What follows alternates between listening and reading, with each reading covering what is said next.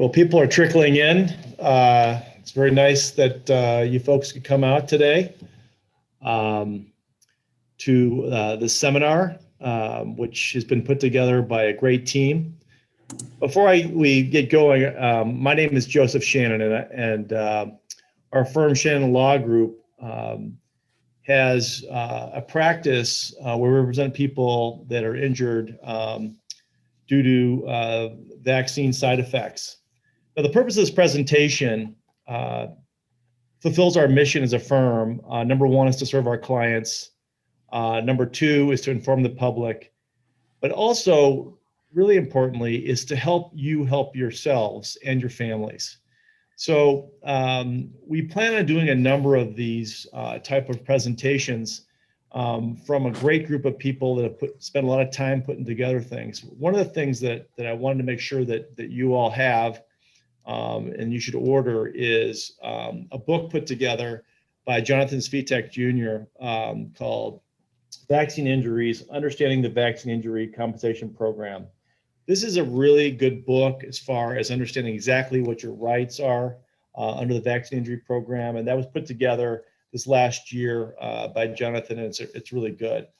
And also before we get underway, I wanted to say a big thank you to our clients who've been so patient during the pandemic and through all of the different delays that we've had to undergo as a country. It seems like things are opening up, but a big thank you to you for your patience and your cooperation. All the hard work, as we explain to folks that we represent, is that we're helping them along the journey. It's our case, which means that it's a joint case. We're helping you, and we want to make sure that you get exactly what you deserve from the program. I also want to thank our team that is here at Shannon Law Group. And a lot of times those folks go unnoticed, but I want to make sure that, I know the clients know them because they speak to them, but our staff, Heather Sikora, who's done a great job working with our program, as well as Ashley Zurich, Brittany Peterson, Katie and Lauren Remus. And I also wanted to introduce your presenters today. Today, you're going to hear from three fine lawyers who are spending a lot of time on these types of cases and are doing a great job. Jonathan Svitak, who I mentioned, wrote this book and is in charge of our vaccine injury practice and is just doing a terrific job. And actually, he and Rhonda and Patrick Anderson put this thing together and really did a great job. Jonathan Svitak is a lawyer who's been practicing for, I believe, 7 years and has devoted his, a large part of his practice to this vaccine injury program, as well as doing a lot of work for the clients. He's also advocating for change. In fact, he was one of the folks that was advocating to make sure that the SIRVA cases were allowed to survive, and in fact, that did happen. So thank you, Jonathan, for that. Rhonda Lorenz-Pignato has been practicing for a number of decades. She started out as a lawyer representing doctors and hospitals and in those types of cases. And for the last year to 2 years, she's been a tireless advocate for folks in the vaccine injury program. So thank you, Rhonda. She's going to have some great things to say. And Patrick Anderson, who has also been spending the last year on these types of cases, really a great advocate. I think you're going to find that these folks are more than happy to answer your questions at any time by just emailing them and contacting them. There'll be different ways on our website at shannonlawgroup.com for you to access all the information from this webinar, as well as any of our publications, as well as reaching out to us. And if we don't have the answer right away, we'll get back to you. So I hope you enjoy this seminar. I'm going to be watching along with you. And so without further ado, I'll introduce Jonathan Svitak Jr.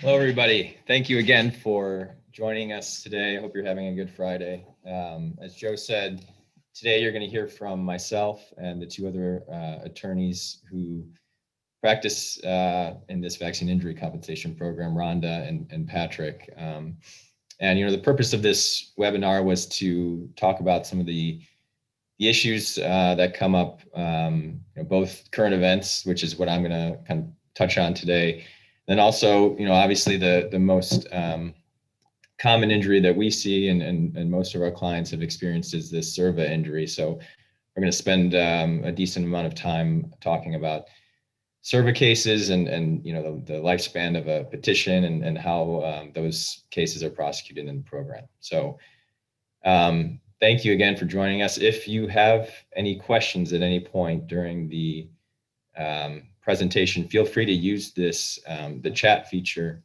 on this Zoom program.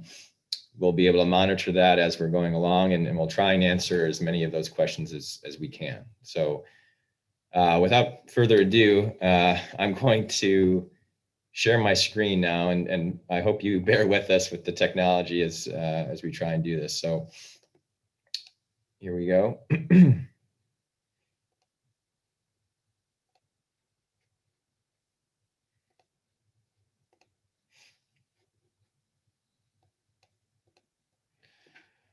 All right, so hopefully everybody can see the screen now. What I'm going to do is go through and talk about some of the things that we've seen over the course of the last year in the program. So the first thing I want to touch on, which is what's something that we've all it's been in the news a lot, and I'm sure most of you, if not all of you, have received or been administered the COVID-19 vaccine. So the current status of COVID-19 vaccines and whether or not you can receive compensation for injuries due to those vaccines is that because back on March 17th of 2020, the Secretary of Health and Human Services declared a public health emergency under the PrEP Act, which effectively provided immunity from liability for any claims of injuries resulting from what they call countermeasures. And the COVID-19 vaccine is a countermeasure under this PrEP Act. So if you receive a COVID-19 vaccine or administered a COVID-19 vaccine and you are injured due to, let's say, negligence of the administrator or a medical provider, as long as that medical provider was a qualified medical personnel, there is absolute immunity from liability, with the only exception being willful conduct, if you can show that. So we already know that COVID-19 vaccines, as of right now, are not covered under the Vaccine Injury Compensation Program. They're not on the list of covered vaccines. So if you cannot sue the medical provider for, let's say, a negligence claim, and you can't bring a petition under the Vaccine Injury Compensation Program, what are your options? So as of right now, the PrEP Act allows for somebody who gets injured due to a COVID-19 vaccine, one of these countermeasures, to file a claim under the Countermeasures Injury Compensation Program. I'm going to refer to that as the CICP going forward, so we're not wasting any more time than we need to. What I like to refer to this program is a watered down version of the Vaccine Injury Compensation Program.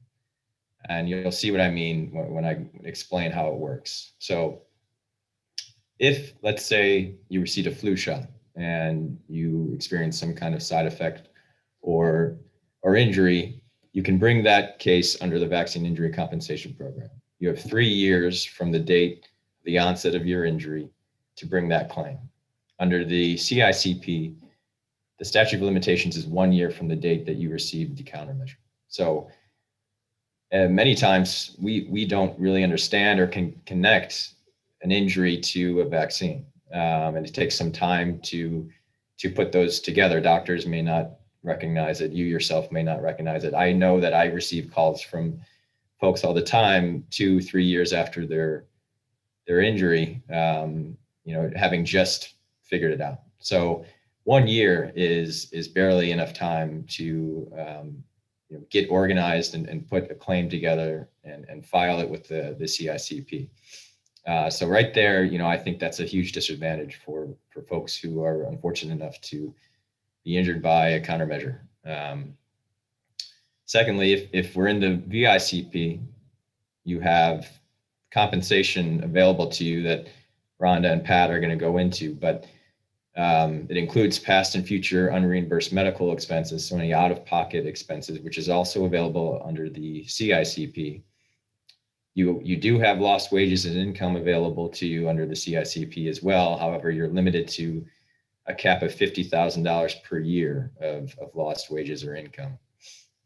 There is a death benefit that's also available in the CICP. However, crucially, there is no damages for pain and suffering under the CICP. Under the VICP, there's obviously damages for pain and suffering. It makes up a large portion of the awards for people, especially SIRVA cases. So not having pain and suffering damages really, neuters this program and limits the compensation that, I believe that a petitioner would be entitled to if they were injured by a vaccine. So, and lastly, obviously, many of you here are clients, our current clients. So we can file a petition for you under the VICP, and we keep track of our time, and we're able to then file our own petition for our fees and our costs. There is no such provision under the CICP. There is no attorney fee provision, and we would not get our costs back if we represented you in filing a petition in the CICP. So that, I think, is maybe the most inadequate part of this program. Not having any representation as you're trying to navigate this program, which is completely new to most people that have never even heard of this type of thing before, makes it almost impossible, I think, to get the compensation that you deserve. So, and then obviously the last, just the cherry on top is that if there is an adverse decision in the CICP, you do not have an option to appeal that decision.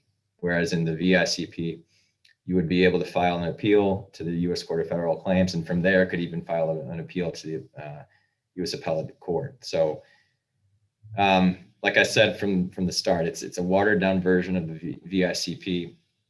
It doesn't adequately, I think, protect people who are unfortunate enough to experience an injury or side effect due to a countermeasure.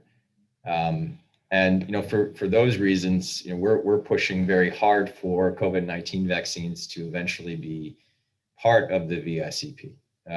I think that's where they belong. We're obviously asking the entire country to get this vaccine. So I think there should be an adequate safety net in place for those who are unfortunate enough to be injured by it. So with that being said, how does a new vaccine like COVID-19 get added to the vaccine injury table? Well, in general, for any new vaccine, there are 3 steps that must occur. So first, the vaccine has to be recommended by the CDC for routine administration in children and pregnant women. If you're up on the news, you'll know that Pfizer has done various studies with children in ages 12 to 15. They've actually shown that the vaccine is pretty effective in that group.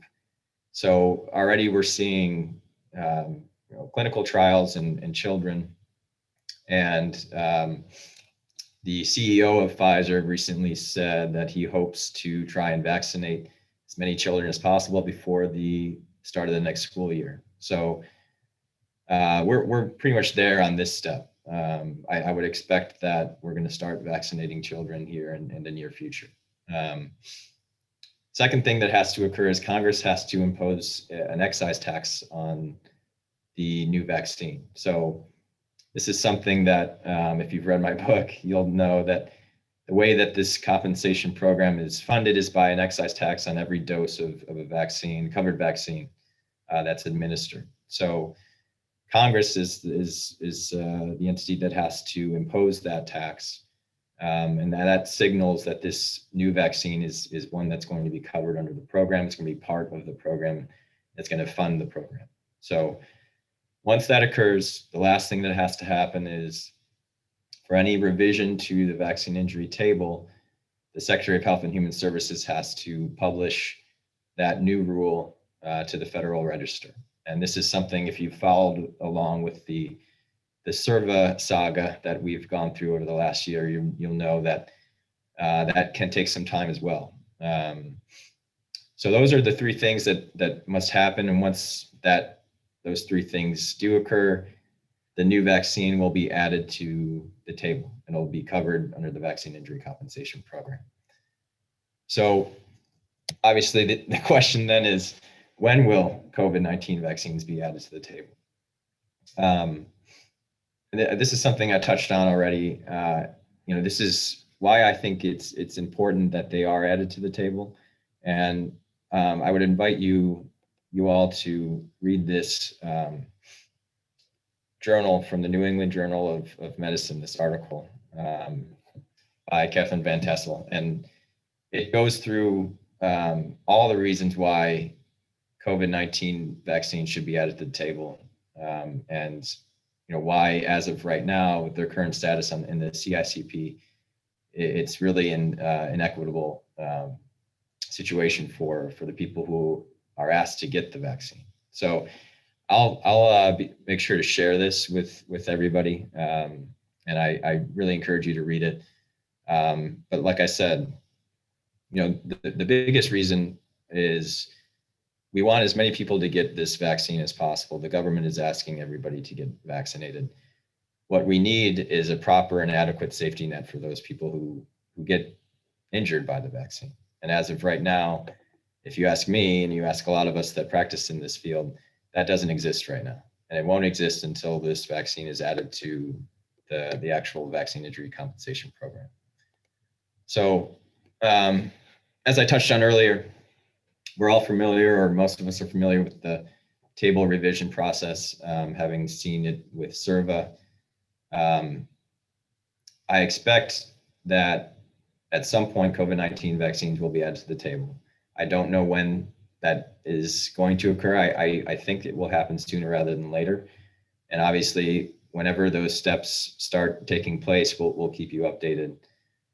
And if and when it does get added to the vaccine injury table, the question then becomes is, let's say I got injured by the COVID-19 vaccine already, and then the vaccine gets added to the table afterwards. Do I have any recourse? If you look at the text of the Vaccine Act, and I can share this with you as well. I'd invite you to read it. It really goes through why the program was started in the first place. The Act specifically provides that if a new vaccine is added to the table, there will be 8 years of retroactive coverage for that vaccine. So if you received it 8 years after or before the vaccine was added to the table, you will have coverage as long as you can bring that claim within 2 years from the date of the revision to the table. So if tomorrow they revise the table to add COVID-19 vaccines, if you got it anytime 8 years before, you'd have 2 years from tomorrow to bring that claim in the Vaccine Injury Compensation Program. That's for any new vaccines that are added. And for instance, this happened when Serva and Guillain-Barré syndrome were added to the table as injuries.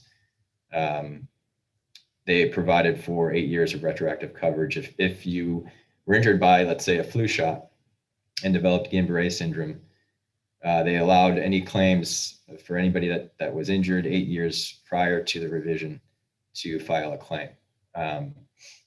This is a little different only because this is a countermeasure.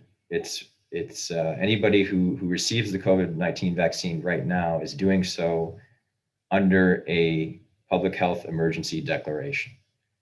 And there's a question of whether you can still pursue a claim under the VICP even after the public health emergency declaration is lifted. Certainly, you would be precluded from pursuing a negligence claim because the public health emergency declaration and the PrEP Act, provide immunity for all those injuries.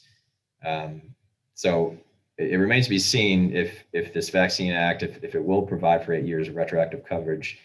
It's something that we're pushing for, and we're hopeful that there'll be some kind of look back provision when it is added to the table.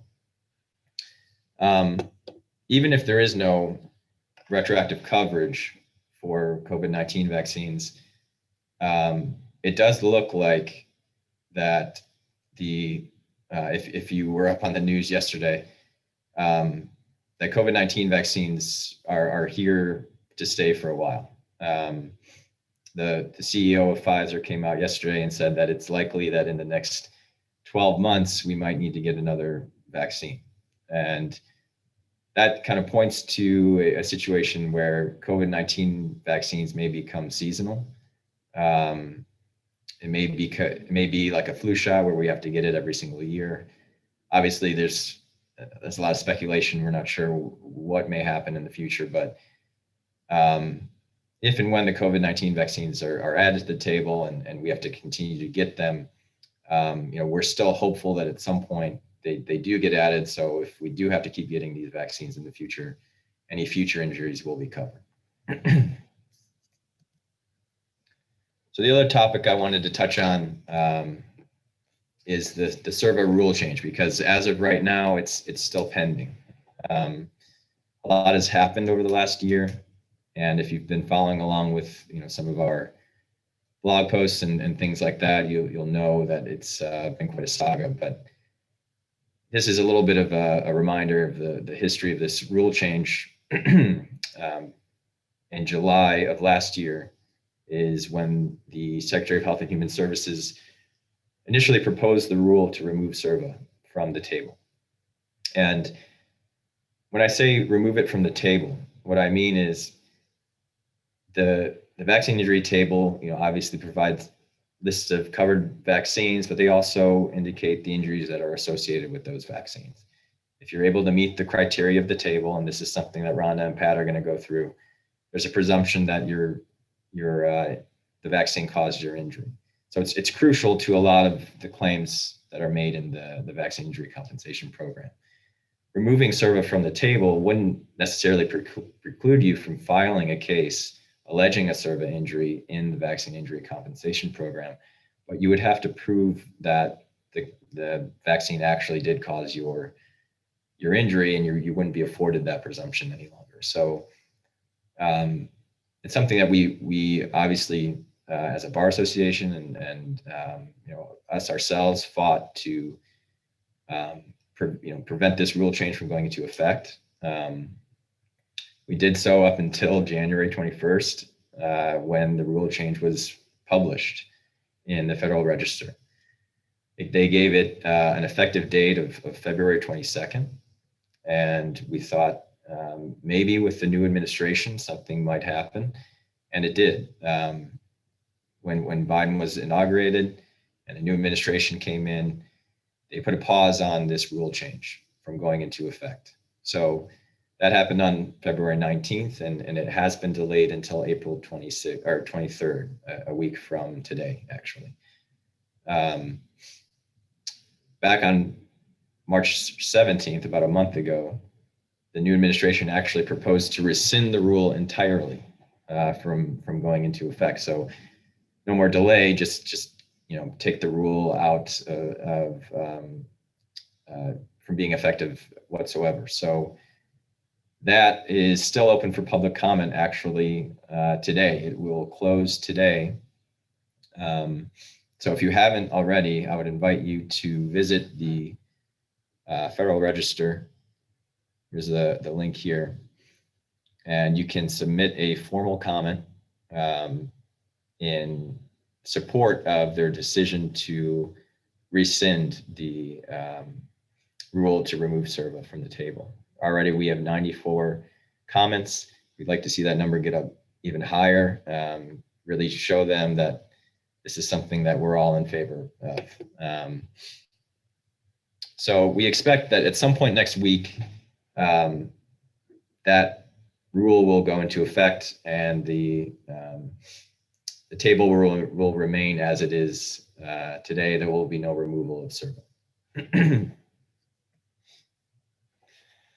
So now I kind of want to talk about a blend of my two topics here before I hand it off to Patrick. But we've been getting a lot of calls from people who unfortunately have experienced a SIRVA injury due to a COVID-19 vaccine. And as I talked about before, without any attorney fee provision in the CICP, we're really without, we really can't offer them much at this point. And until COVID-19 vaccines are added to the table, we'll continue to point them in the right direction and tell them about the CICP and their options for filing a claim. But until that happens, there's not much else we can do. So the table right now has a section. Here, let me pull up the table for you real quick. If nobody has seen this before, this is what the vaccine injury table looks like. It's actually a table. There's 3 columns. As I said, there's the covered vaccines, the list of injuries or illnesses associated with those vaccines. But in particular, I want to show you this section, which was very important to us during this whole SIRVA saga. And this is the last section here. And what this section says is that for any new vaccine that is recommended by the CDC for routine administration in children and pregnant women, that once the vaccine is added to the table, SIRVA and the fainting injury will automatically be associated with that vaccine. So this is, this was very important to us during the SIRVA removal thing, because if SIRVA was removed from the table, these 2 injuries were both proposed to be removed. So this whole section would have gone away. And if COVID-19, let's say, was added to the table, there would be no SIRVA injury associated with COVID-19 vaccines. Now that this section is going to be remaining on the table, if and when COVID-19 vaccines get added to the table, SIRVA will automatically be associated with it. So we can just go ahead and file those petitions alleging SIRVA and have it meet the criteria of the table and be afforded that presumption, rather than waiting for HHS to propose to add SIRVA as an injury for COVID-19 vaccines and go through that whole process. Will automatically give us coverage. So that was the extent of my presentation, what I wanted to touch on today. I do see that I think we had some questions pop up. I'm going to try and get through our presentations here and then answer those questions maybe at the end. But thank you. Keep sending us questions, and we'll try to get to as many as we can. So I'm going to go ahead and now hand it over to Patrick Anderson. He's going to go through what happens to your petition, when you sign up with us and when we file it with the court.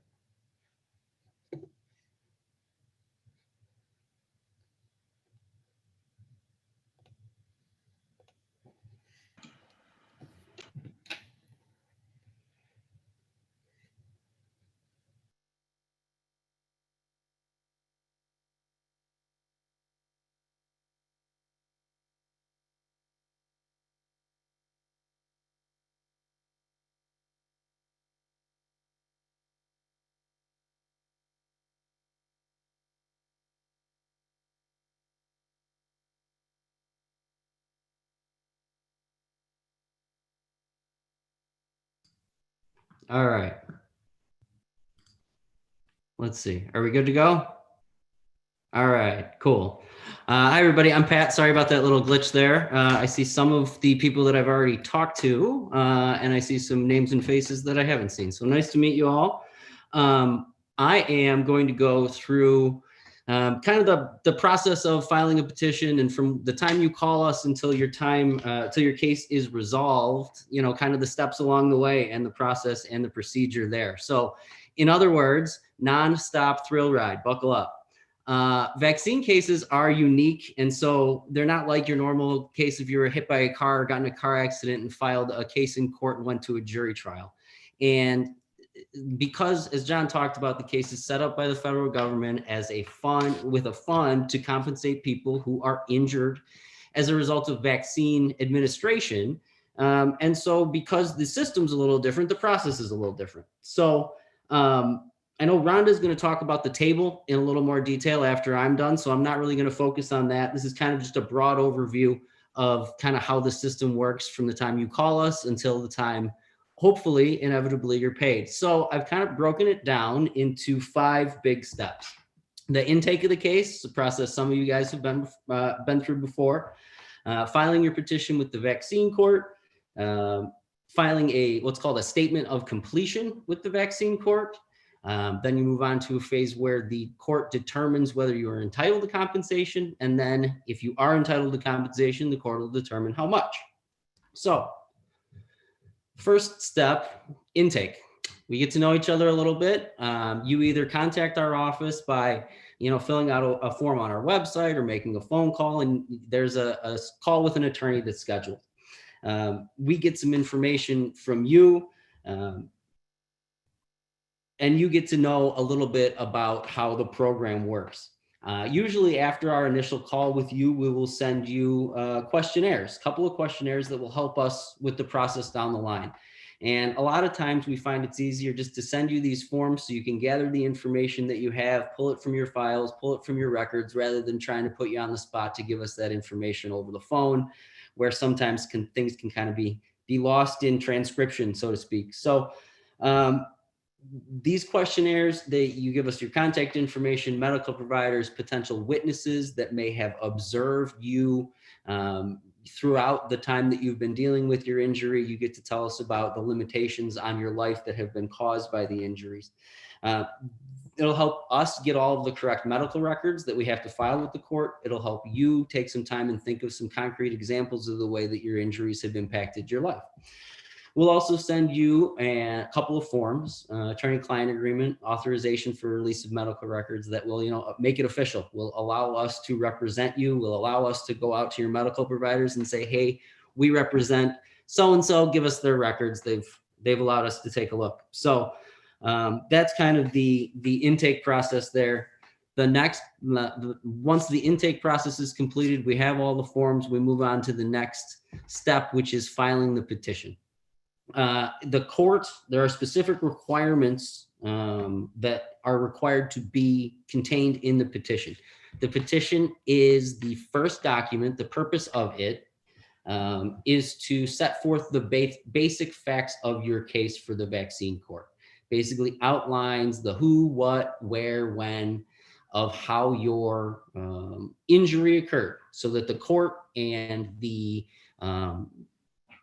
Secretary of Health and Human Services know what we're dealing with here, know if this is, you know, something they're going to dispute or concede. So we use the information that you provide to us on the questionnaires and in the intake process to prepare these petitions for you. We draft them.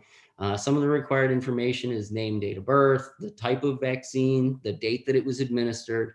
You have to indicate whether you are claiming a table injury or an off-table injury. And like I said, Rhonda's going to get into it a little more.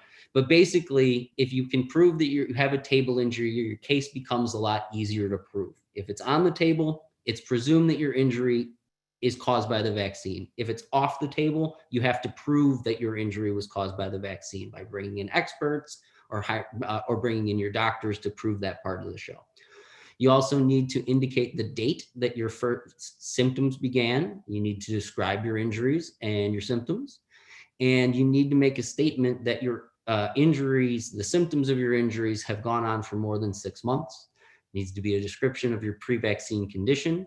And then sometimes people will have received a vaccine as part of their job or for some other, and they may have a workers' compensation claim or some other claim. You have to state whether or not there's another prior action for compensation or whether you've received compensation for this vaccine injury. There are offsets and set-offs and things that may come into play if you have received other compensation. The process goes, you give us the information, we prepare the petition, we send a draft to you, usually email's the easiest. You take a look at it, you say, hey, Pat, this needs to be changed, or this needed to be added, or you got this wrong, or there's a typo here. We work together on all that. And then once we get it finalized, the attorney signs off on the petition. We file it with the vaccine court through the e-file system. Filing fees and the costs of those things are paid up front by our office. They're reimbursed by the court at the end of the case. There are certain documents that are required to be filed with the petition. One of those documents is an affidavit, and that affidavit is from the client. And the client basically, it's a lot of the same information that is contained in the petition, but sometimes it's more detailed. It is evidence in your case. Sometimes it may serve as a substitute for your testimony, and your signature is required on it. And so you go through and you say, this is when I received my vaccine. This is what I've been through. These are the pain and limitations that I've had, and this is how it impacts my life. Now, the vaccine court's not typically going to just take your word for it. So we need to corroborate those statements that are in your affidavit and in that petition that we make with the medical records. And the court will rely very heavily on your medical records and what you say in your medical records. If you go into the doctor the first time after your vaccine and say, hey, I've been having problems since I received this vaccine back on such and such a date, great. That corroborates the fact that you've had this. If your doctor's notes show, we get your doctor's notes and you show up to the doctor and the doctor says, the patient told us that she just woke up today and had a sore shoulder. Well, that's not exactly going to corroborate the things that we've put in the petition and the affidavit. So the court is going to look to your medical records and your affidavit and other documents that they can kind of prove that your story makes sense to them. So medical records will include treatment for the 3 years before you received your vaccine injury, because they want to, they don't want people to come in and say they're claiming a vaccine injury when they've been claiming problems with their shoulder or that, particular injury previously. They need, if you received any emergency room records or urgent care treatment, we'll need those records, the record of your vaccination, records of any post-vaccine treatment. And then, if there's imaging, MRIs, X-ray studies, those types of things, we obtain those and submit them to the court. Now, the next step is, once we've gathered all of your evidence and we've put everything together, we file a document with the court called a statement of completion. And what the statement of completion is, basically it just says that I'm ready for the Secretary of Health and Human Services, we're ready for their lawyer and then the special master to evaluate our case. We've submitted all of the evidence we want you to evaluate, and we're ready to go. After we submit our statement of completion, there's a conference that's held between our attorneys and the DOJ attorneys, where you kind of sort out whether there are any disputed issues and what those disputed issues are. Gives you an idea of kind of what you're fighting about, if anything, for the next steps of the case. You can submit additional documents before the statement of completion is filed, or sometimes the DOJ or special master will request that you file additional information after the statement of completion. Additional records may include, but not in every case, a vaccine adverse event reporting system reports that can include your records of other disability claims, Social Security, workers' compensation, videos or photographs that may show an improper placement of the location of the administration of the vaccine. Like I talked about witnesses before, we can obtain affidavits from witnesses who may have helped you or seen you in your daily life experiencing the limitations that you have. Expert reports and literature you can submit in those types of off-table cases where you do need to prove causation. daycare and school records, if those are applicable, work records, if you may have missed work or made complaints of your injury during that. Sometimes we receive questions about, the confidentiality of these medical records when we're filing them with the court. And while they are e-filed with the court, they do not become publicly available. Your records are available only to the court personnel and the attorneys on the case through that system. So no worries about that sort of an issue. So what's next? Next is a determination as to whether you are entitled to compensation. These cases are filed with the United States Court of Federal Claims in Washington, D.C. The judge that decides these cases is called a special master. Special master only handles vaccine cases, and that's the person who decides the case. There's no jury. That's the cases. That's the way that these cases are decided. There's two phases. First, they'll determine whether you're entitled to compensation, or whether your injury was caused by the vaccine. And if it is, then they move on to damages or compensation. A case is filed against the Department of Health and Human Services. Attorneys from the Department of Justice work on the case on HHS's behalf. Their role is to review our petition and exhibits after the statement of completion. And then the DOJ attorney decides whether to dispute or concede whether the vaccine caused the injury. If HHS concedes that causation aspect, the DOJ attorney might begin to negotiate a settlement with your attorney. If HHS disputes entitlement, the case may proceed to a hearing. But just because the DOJ initially disputes entitlement doesn't mean that the case will settle. According to some of the statistics provided by the court, around 60% of all of the compensation awarded under the vaccine program comes as a result of a negotiated settlement in cases where HHS has not conceded the entitlement causation portion of the show.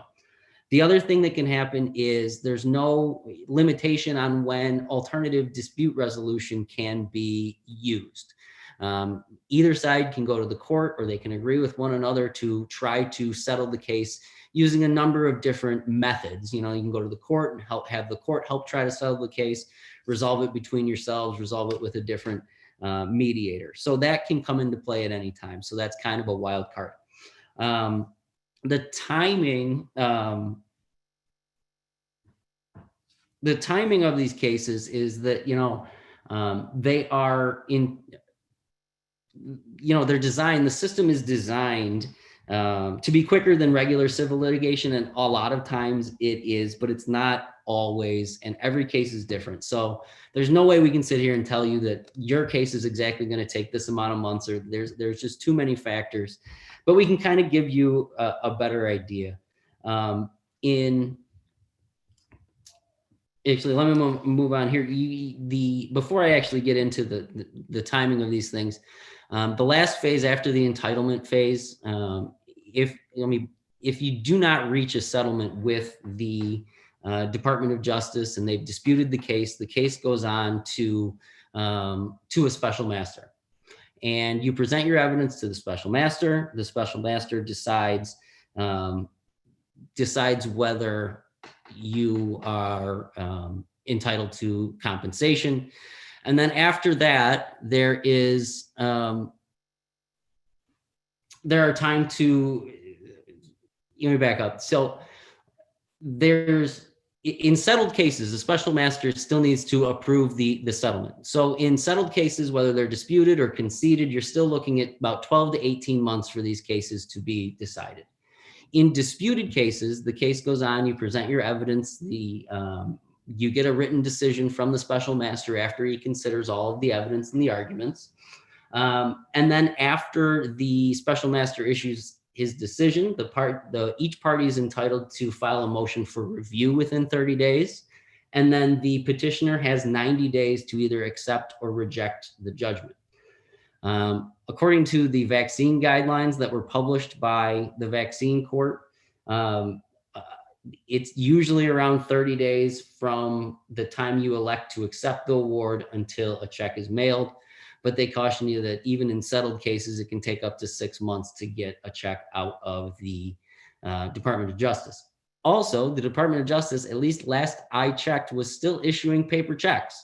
So if this, if you're under the impression that this is a quick or streamlined payment process, it is anything but.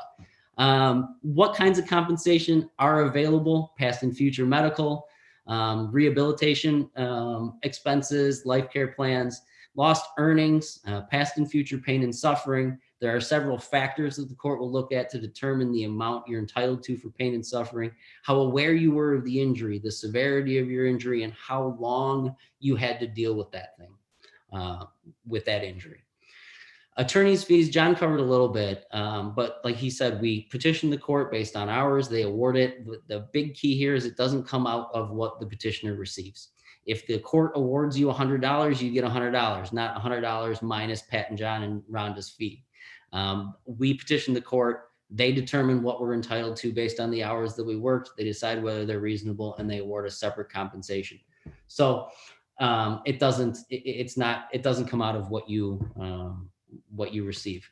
As far as limitations on compensation, your medical expenses, everything, it's based on a reasonableness standard. So sometimes they may say some treatment or bills are unreasonable. That rarely happens. Pain and suffering, your damages are limited to $250,000. So that's basically kind of the overview. There are some, a lot of, twists and turns and things that may happen in your particular case that may take it off course or cause a diversion or a tangent or make it take shorter or longer than that. But that's kind of how the process works. So with that, I will sign off here and hand it over to Rhonda so she can close it out here.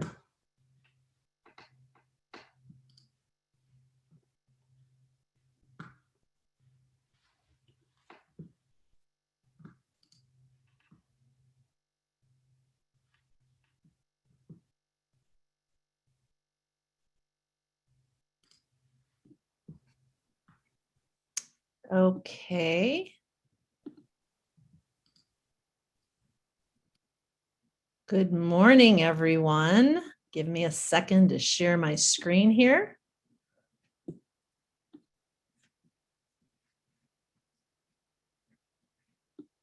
We're almost there. Here we go. All right. Well, good morning, everybody. Everybody shake it off. I know we're dealing with a lot of really exciting things here. The good news is a lot of this might go over your head. And the good news is we're here to know all this for you. We're just kind of giving you this overview so that you can get a little more familiar with these terms so that when we have our discussions now in the future, you're more educated. My portion is going to touch on a few things that have already been touched on, but then I'm going to get to what's probably the most exciting thing for you, is to quote Jerry Maguire, show me the money, right? So when we get these claims on file, you're probably wondering, how much can I expect to get in return? The short answer is, we don't know. There's no magical formula, but there are a lot of guidelines. So I'm going to get into some of those. But before that, like I said, let me touch on a few different topics here because they all play into how the court determines how much your case is worth. So already you've heard the terms on-table and off-table claims. And Jonathan already showed you there's a literal table that, here we go. There's a literal table here that is in the vaccine program with 3 different columns. In this first column here, it shows the vaccines that are covered. I'm not sure if it was said before, but the vaccine program only covers a certain list of vaccines. So if you get something else that's not on that list, you cannot have a claim in the program, okay? The second part of this table, you don't have to have one of these injuries, but if you are an on-table case, it means you have one of the injuries that are listed on this table that were associated with the vaccine that's in the first column. So for here, we have various tetanus vaccines, and then there's 4 conditions that the program recognizes that can be associated illnesses, disabilities, or injuries that are associated with that vaccine. We have anaphylaxis, brachial neuritis, SIRVA injury, and vasovagal syncope. So Then we have a third column, which says, if you have this condition in the second column, what is the typical time that you're going to see your first symptoms? So I'm going to jump right down to this one, because this is the one I'm going to specialize today, because this is the one that the majority of our clients have. And those are the shoulder injuries or the SIRVA injuries. So a SIRVA injury is usually seen equal to or less than 48 hours. So if you have the vaccine to get in the program, you have one of these injuries in the second column, and it shows up in the time frame that's shown in the third column, then that's considered a table injury. And that means you will get through this program much easier than if you were not on the table. So let's, and then I also captured the last column, which Jonathan already showed you, which has that last category showing just a catch-all saying, any new vaccine recommended by the Centers for Disease Control and Prevention for routine administration of children after publication by the Secretary of a notice of coverage. So this is what Jonathan was talking about, where we hope that this happens with the COVID vaccine so that it gets added in here. And then these two, at least these two injuries would be covered, the shoulder injury and vasovagal syncope. So what is a SIRVA injury? SIRVA is an acronym for shoulder injury related to a vaccine administration. Now in the statute, what that explains is it manifests as shoulder pain and a limitation in your rotation, your rotation. It results, it's presumed to result from the unintended injection of the vaccine antigen or a trauma from the needle into or around the area of the bursa in your shoulder, okay? And it results in an inflammatory reaction where there's a lot of inflammation going in there. There can also be injury to the musculoskeletal structures, such as the tendons, the ligaments, or the bursa, but it is not a neurological injury. Don't ask me why. I have clients that have neurological injuries that were the result in their shoulder of this vaccine, but for some reason, it doesn't fall under this umbrella definition. So then I'm going to talk about something called the special processing unit. That big, long procedure for getting through this, the program that Patrick touched on is expedited if your case gets diverted into something called the special processing unit. It was originated in an attempt to streamline and expedite the processing of certain claims. The claims that it covers or it usually takes on are ones that are without substantial complicating factors that have historically been conceded or settled. And that includes especially table injuries. So they touched on the fact that there's a presumption that the vaccine caused your injury if you fall into the table. That's why those tend to go to the special processing unit.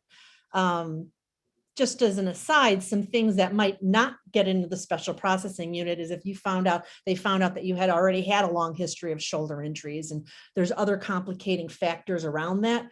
But in general, table injuries do go into the program. And here's a statistic that was produced in September of 2020. It showed in 2020, about 75% of all claims were assigned to the SPU, the special processing unit. So that's good. They're trying to get as many of the claims in this unit. The unit was created in 2014 for the purposes of getting them through the system a little quicker.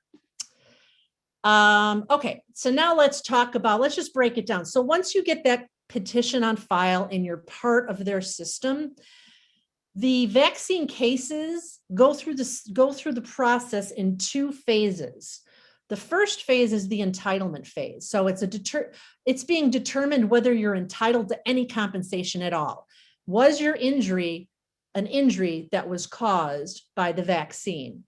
Once you've gone through that entitlement phase, then it goes to the second phase of the case. So if in the first phase of the case, they said, yes, you're entitled to it, boom, you get damages. Then the second part of the case is how much damages. And you assess how much damages by receipts, by settlement discussions. Now, a settlement is something that can happen before it's determined you're entitled. So before the first phase of the case is over, or you can settle the case after that. And I'm going to show you the differences because there's a money difference. There's a money difference. If you settle it before entitlement is issued, then you're going to get a little bit less. If you try to settle it afterwards, you're going to generally get a little bit more.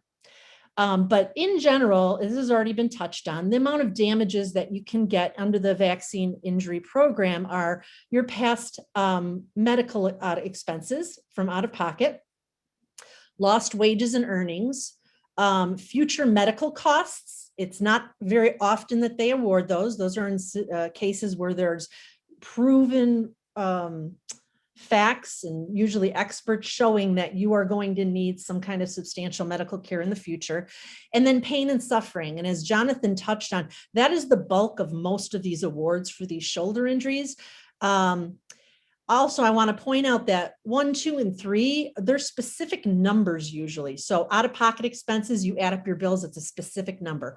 Lost wages, you do some calculation as to which days you were off or how many days you're going to be off in the future or how, what you earned in the future. Those are going to be specific numbers. Future medical, you usually get an expert to determine what the exact numbers are based on statistics and the going rate of things. So there's definite numbers attached in those categories, but pain and suffering is like a wild card. It's really hard to determine the pain and suffering, what amount is associated with pain and suffering. In the vaccine injury program, there's a limit to how much you can get in pain and suffering. It's set that you can only get $250,000 as the top amount that you can get. Now, there is case law that says that when they're deciding pain and suffering, they're not supposed to do it on a comparative global scale, saying, oh, we're going to compare your case to a really extreme case, and we're going to kind of do a comparative measurement from there. But the reality is that the Department of Justice and the Office of Special Masters do kind of do it on a sliding scale when it comes down to a practical matter. They're looking at some cases that involve severely injured people or children that are going to be debilitated for the rest of your life. And even though you have a terrible shoulder injury that had surgery and needed to be repaired and went through a lot of pain and suffering for a couple years, and now it still has a few little problems here and there, in regular litigation, that case very well might warrant you $250,000 of pain and suffering. But because they're saying other injuries that are really major, that's not how the verdicts and the settlements pan out. So I'm going to give you some examples of what they settle these cases for in a second. But here are some factors that they look at to determine pain and suffering. Patrick touched on this. They look at the severity of your injury, the duration of your suffering, how aware are you of your injury, and the special masters will also decide your pain and suffering based on their experience of adjudicating similar claims with similar facts in your case. They also might look at other pain and suffering awards that have been awarded in other cases that might not have been them. Okay. So now here's a chart that was issued in 2020, September 30th, 2020. Here's some average median awards by different types of injuries. And as you can see, I'm going to jump to the SIRVA injury, which is right here. It's number 2. So in September 30th of 2020, the median award of all the awards that were awarded for SIRVA in that year was $80,739. Okay. So that's one thing you can look at to try to determine what your case is worth. And then here's another. We're going to look at some settlement statistics. Before I go into that, I'm going to go over something that I already mentioned. A case can be settled before entitlement, which means there's no ruling yet that you're entitled to any damages, which means there's some degree of a litigative risk. That means that your damages aren't guaranteed at this point. So you still have a risk of losing, or you have a risk of them disputing that you're entitled to it, which would put you into a lengthy litigation process. You're also risking the fact that you don't really know what special master would ultimately be deciding your case if you can't reach an agreement, and they all have different, tendencies to be more liberal or more conservative. So there's there's some risks involved there. So that's why some people might want to settle their case before entitlement has been declared. And you'll get the award sooner rather than later if you do it earlier in the case rather than later in the case. Now, after entitlement, you're definitely entitled to damages at that point. So the amount's going to go up because your damages are guaranteed. But the bad news is you'll get it then later in the process. It'll take longer to get there. So here are some cases. These are the SIRVA cases. So this is just SIRVA, not the other injuries. The shoulder injury cases that have been in the SPU unit. There were 1,405 SIRVA cases that were looked at over a span of 6 years since the SPU has been formed. Of those cases, the ones that had a settlement before entitlement was determined, their median award was $70,000, okay? And if you looked at the bulk of those cases, throwing out the real low ones and throwing out the real high ones, a range would be $50,000 to $92,500. So that's the typical range of settlements that happen before entitlement. Now, of settlements that happened after entitlement, the median award was $95,000. And the range, throwing out the real small ones and throwing out the real big ones, would be roughly $75,000 to $122,000. So again, this is another thing to look at when trying to decide, should I settle now? Am I getting a fair offer at this point? Another thing to look at is those were settlements. Now these are court awards, meaning they couldn't settle the case. The case went to an actual hearing in front of a special master, and the special master decided what you were entitled to. So it's a different phase of the case, a different person deciding, and it happens toward the end of the case. So we're going to look at two different categories. We're going to look at a group of cases where the special masters awarded pain and suffering, not the full award, because remember I said the first three categories of damages are set amounts usually. The pain and suffering is the wild card. So we want to get a flavor or an idea of what the judge or what the special masters are awarding in cases. So in cases where they determine your pain and suffering is worth between $60,000 and $90,000, in that range, here's the general facts in those cases. So if you have a case and you have some of these factors, you might want to look at this range, because we're going to go into a bigger range in a second.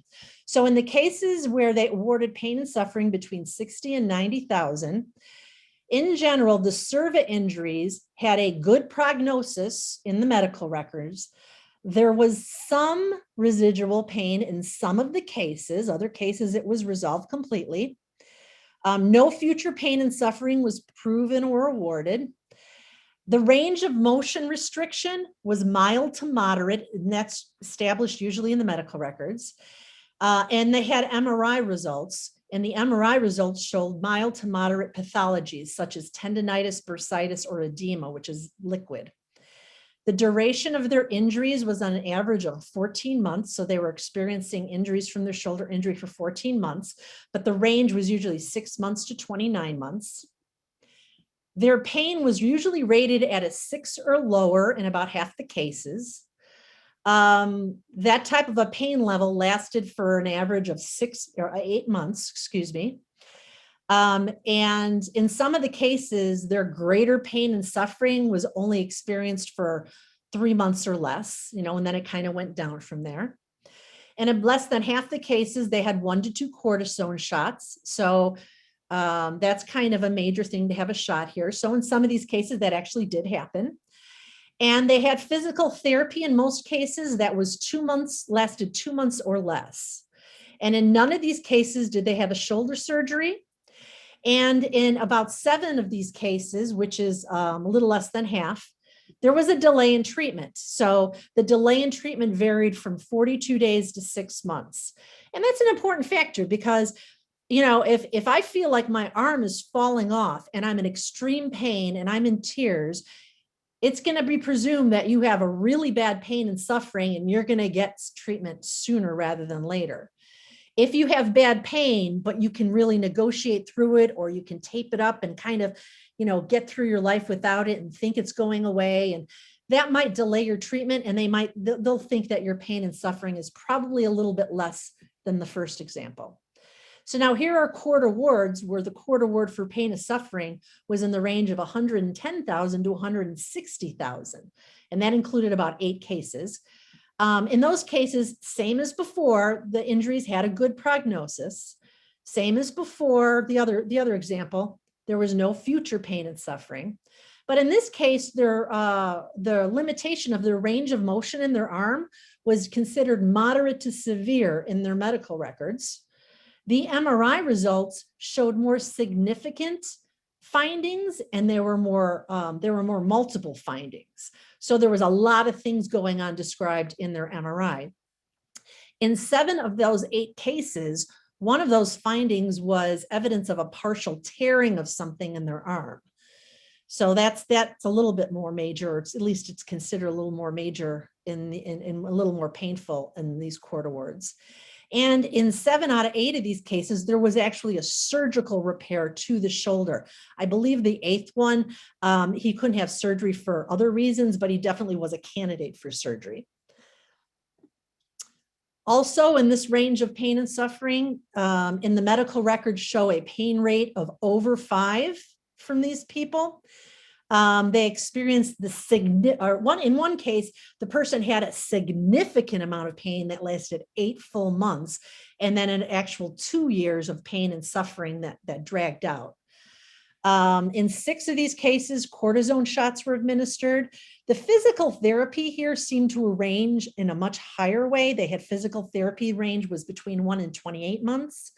And like I said earlier, usually it's considered, if you're considered to have more pain and suffering, you're considered probably to go to the doctor sooner rather than later. So in these cases, they had more immediate first treatment. They got their first treatment between 5 and 45 days. So that's the end of mine. But I also want to point out, let me stop sharing. I also would like to point out that in these cases, none of these cases happened during the era of COVID. So we have been putting in our petitions and in our affidavits paragraphs reminding the court, because this might not be decided for a year or two, that this was a period when COVID was going on with people. So what does that mean? That means maybe you didn't go out to get physical therapy because you were home taking care of yourself under the general suggestions of the health community and the government. Maybe you didn't get that first treatment sooner than later because you were, again, trying to take care of yourself.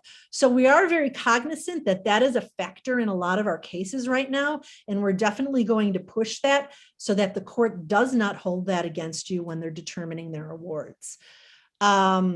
The other thing I want to point out is some things, Patrick went over the evidence we looked at. Because we have a lot of clients that are delaying treatment or not getting live treatment because of this COVID pandemic. I've been having clients dig into their text messages, emails to doctors. I've been, recommending, I understand you don't want to go to the doctor, see if you can get a virtual appointment. Something that documents in real time that you're complaining about your shoulder injury, so that it's not your word in an affidavit, because the court's not going to hold a lot of weight for that.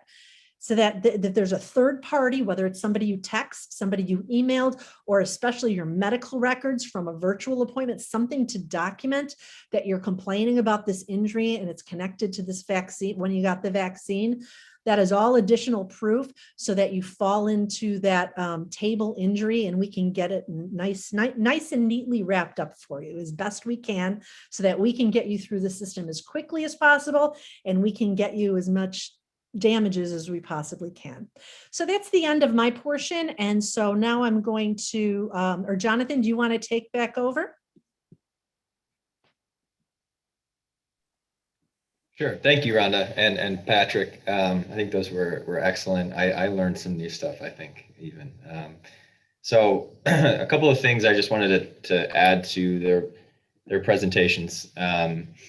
One thing that I wanted to touch on was our job is to get you compensation as quickly as we can, but also as much compensation as we can that you're entitled to. So sometimes that involves making sure that we have everything we need when we file your petition with the court.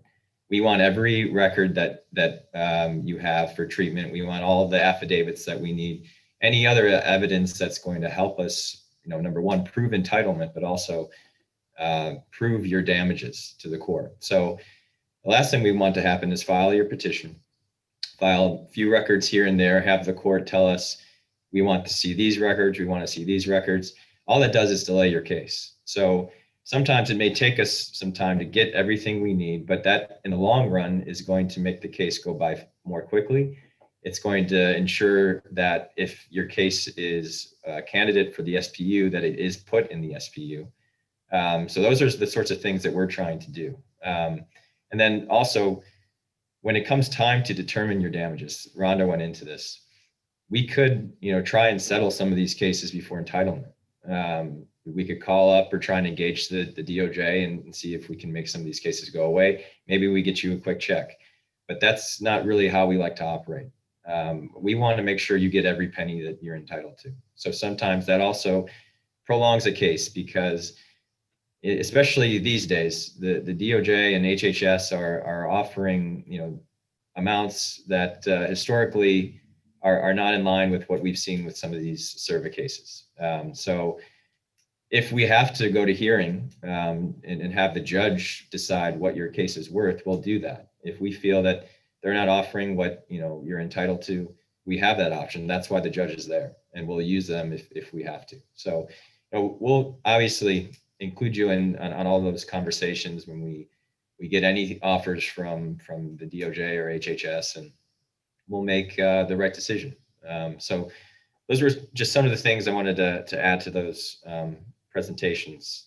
I did see we got a few questions in the chat that I wanted to address. One asks, when they're looking for to prove a SIRVA injury, what if we know but we don't fall into their guidelines or their criteria? So first, during the intake process, we try to make sure that we're taking or evaluating cases based on what the table requires, and we try to take cases that are that meet the criteria in the table. So that that way we're confident when we file the petition that we're going to be a table case, we're going to be put in the SPU, and we can hopefully get through entitlement. For whatever reason, if the DOJ finds a reason to dispute your case and argues that it doesn't meet the criteria of the table, again, that does not mean that the case is over. All that means is that you may have to jump through a few more hoops to get through entitlement. But if that happens in your case, it's not a death sentence to the case. We're going to do everything we can to help or try and prove entitlement, even if the DOJ finds a reason to dispute it. So, and that's why, again, we take so much time in getting as much evidence as we can at the beginning to make sure that doesn't happen. We want to make their job easy when it comes to determining whether you are a table case or not a table case and whether you're entitled to compensation. Our job is to make their job easy. Then I see a question here. Is there a department in Congress we can write to with regard to the COVID-19 vaccine and the vaccine injury table? So, this is something, obviously there's multiple steps here. The Department of Health and Human Services is involved. Congress is involved when they have to file their notice of coverage and impose an excise tax. So, there's multiple people that you can contact. What we'll do is we'll put together a list and try and point you in the right direction for that. We do a lot of work on our own here, and the Bar Association does as well, to further this interest and talk to the right people. So, but obviously, if the public wants to get involved here, we're going to try and help you do that. Jonathan? Yes. I see that there's a question here about physical therapy from John, and it said, should I try to get virtual physical therapy appointments, even if it's after 6 months past our injury? And yes, we recommend that you always go for treatment whenever you can, as early as you can, even if there's been a gap. Like I said, with the COVID pandemic, we have been arguing heavily in our pleadings that the gap is due to reasonable apprehension that you have in the pandemic.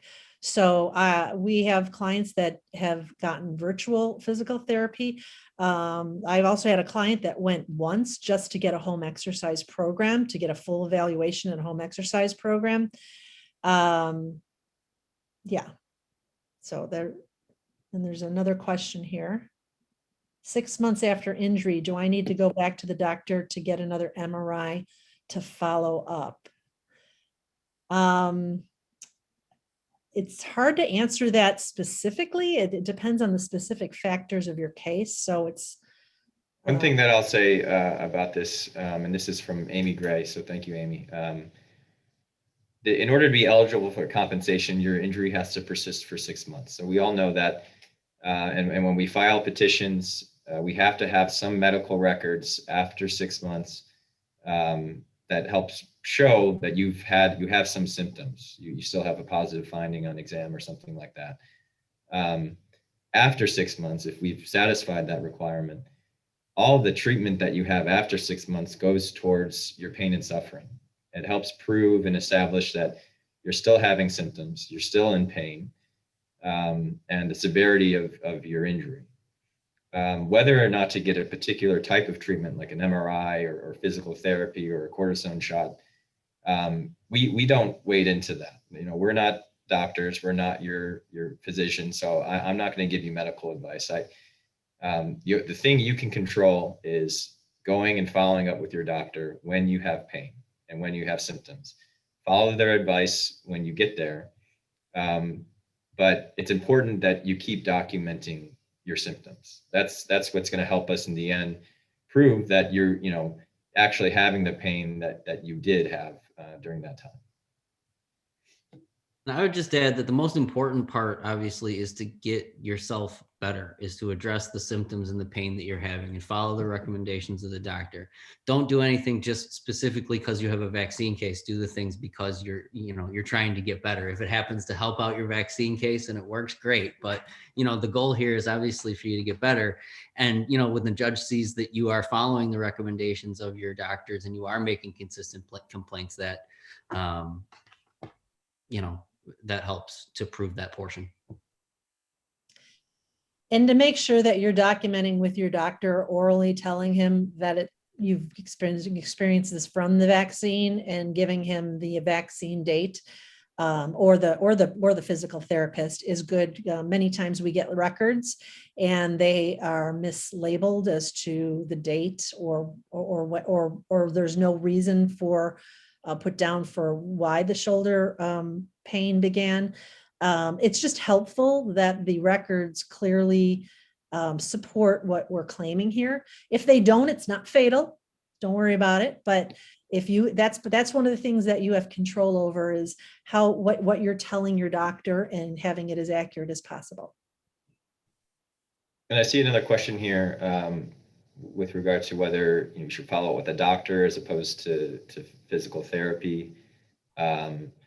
Any records after 6 months is going to show that you're having symptoms or pain for that period of time. So it's not necessary that you have a specific doctor establish that you have symptoms after 6 months. Any type of medical records that show that you have treatment after 6 months, you're still in pain, we'll be able to use that to satisfy that requirement.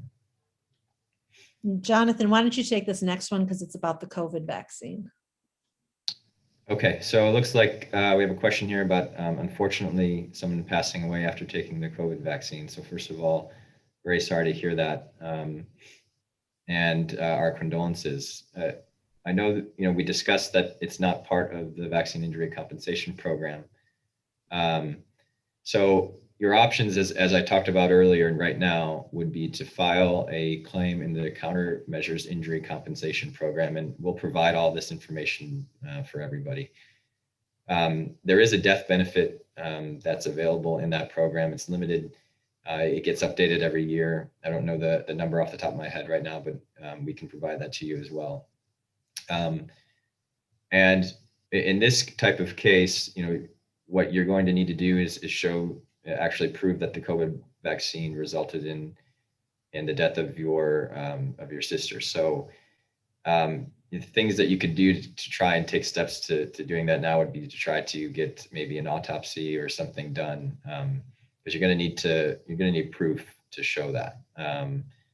And please remember that there's a very strict statute of limitations of 1 year in which to file this claim. So, and that's 1 year from the date that you received the countermeasure, not from the date of the death. So again, there's a lot of information about this, about the CICP that's available on the CDC website.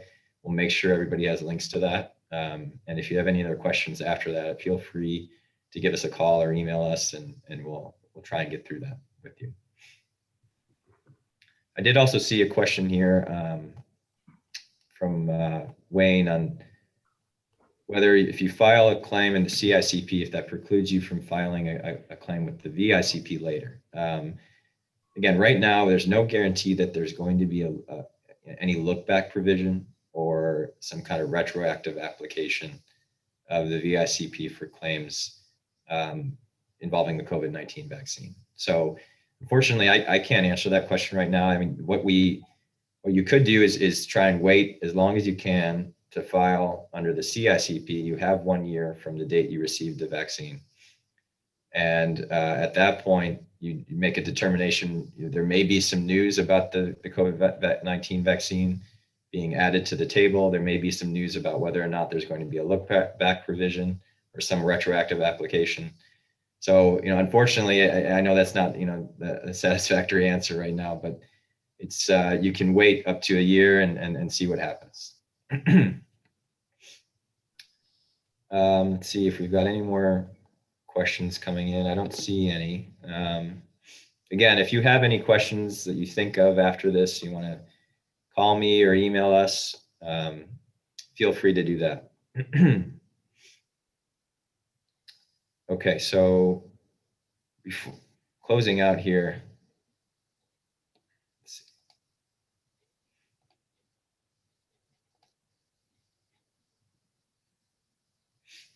Just want to show you a few things before we sign off here. I know you've been with us for over an hour, so I appreciate that. I don't want to take up too much of your Friday. So some things for you to check out. There's our website, and there's a specific vaccine page here. It has everything you'd want to know about the Vaccine Injury Compensation Program, what we do, all of our content that we put out, the videos, the blog posts. It's all available here for you to read. You can get a copy of our book. So I invite you to take a look at that. If you want a free copy of our book, actually, you can text VICP to 312-847-2428, and we will send that out to you. I would invite you to also subscribe to our newsletter if you haven't already. We have a robust practice here at the Shannon Law Group, not only vaccine injuries, but also personal injuries and trucking and med mal cases. So, and by subscribing to our newsletter, you can see, some of the other things that we do here. So I'd invite you to do that if you're not already a part of that. Also subscribe to our YouTube channel, which is just Shannon Law Group. You'll see all the videos that we put out, especially regarding the vaccine injury program. Whenever news breaks, which it has a lot this last year, I try to get on and do another video for you. This is kind of the first time we've done something like this webinar. I hope that it was informative, maybe fun, not too boring. I think we're going to try and do this more often. I think there's we get a lot of questions about this type of practice in this area of law. So there's always more things that we can talk about and more things we can explain. So maybe I threw this on here without talking to our marketing person, but if you bring a friend to the webinar, maybe we'll have a free giveaway or something like that. So next time we'll do that. From all of us at Shannon Law Group, and on behalf of Patrick and Rhonda and the whole vaccine injury team, Joe, Shannon, I want to thank you again for coming out, for listening. We hope you have a great weekend. And again, this is recorded, and we're going to send it out to anybody who was unable to make it or who wants a recording of it. So thanks again, and we'll see you next time.